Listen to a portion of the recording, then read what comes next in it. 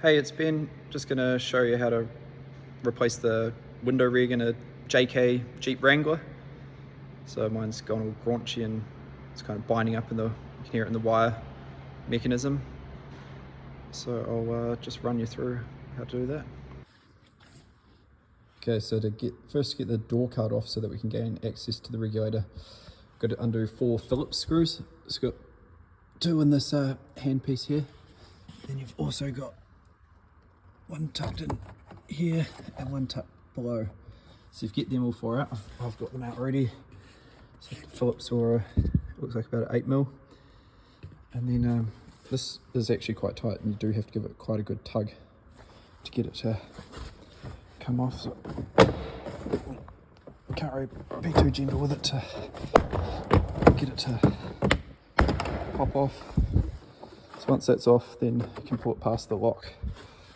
Okay, and then with that, so after a bit of wrestling, you can get it, and it might take a bit of wiggling to get it off the top of the door here. So that comes away. When I did it earlier, the actual weather strip did pop up, so if that pops off, just put it back in the same way like that. And then you just have the door lock cable here. So undo that, and then you can put this door card to the side, which gives you access to this inner panel. So your wiring loom, mine's got a couple of cable ties here to cut. I've already done the rig, so that gets unplugged through motor. Pull that through and you can leave this sort of hanging as you have this panel. We don't take the panel fully off, we just have it sort of hanging on enough an angle so we can get into the regulator and take that off.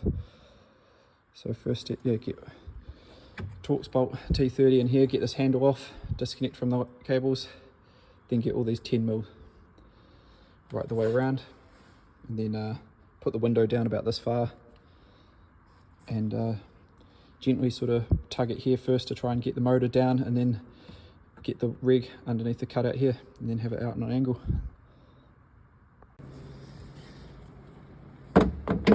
Sits on here, has 3 10mm bolts, so that can come off. 3 10mm, and then you've got a series of 10mm just going around here like that, so you need to undo them. Once that's off,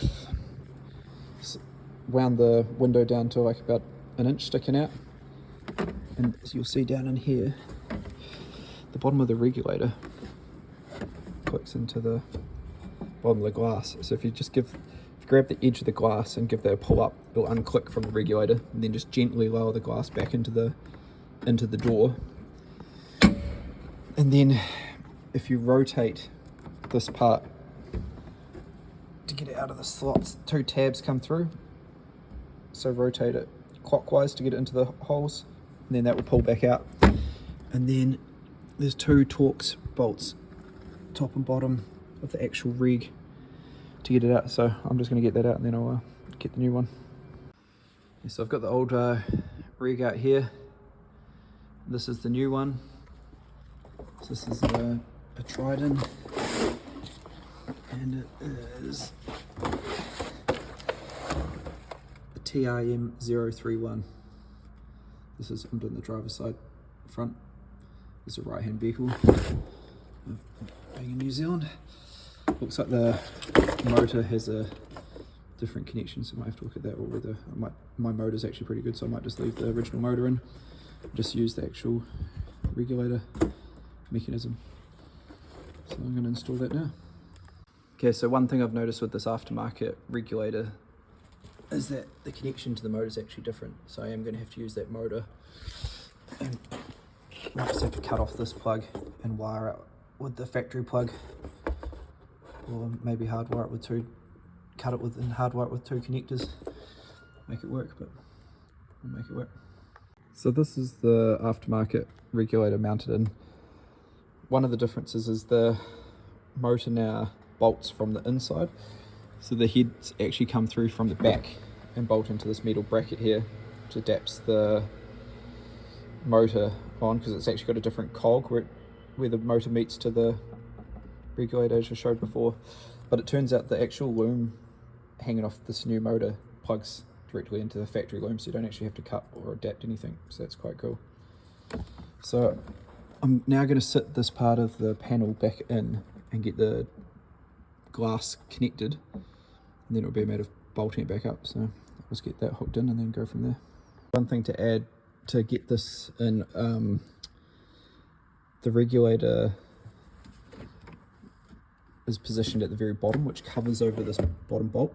So I've bolted up the top up here, got that solid, got the motor part in, clicked in, and bolted up and connected, and then just use the switch to bring this part up to halfway so we can get that bolt in, tighten that up, and then we'll drop the rig back down so near its lowest point, so it's easy to get the glass.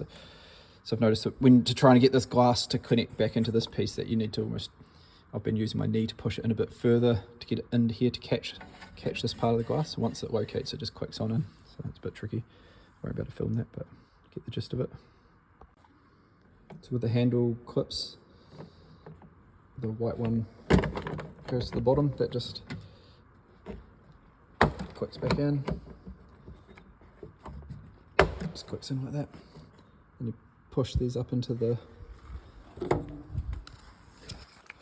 bottom of the handle, and then just wrap them around onto the, push them up through that hole, and then push that on to connect the little metal rod onto here.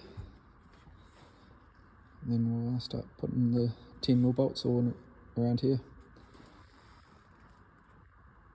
Okay, so I've got it all back on. I've put all the panel back on, so I probably should have tested this before putting the panel on, just with the actual regulator panel in place, but fingers crossed it's nice and smooth.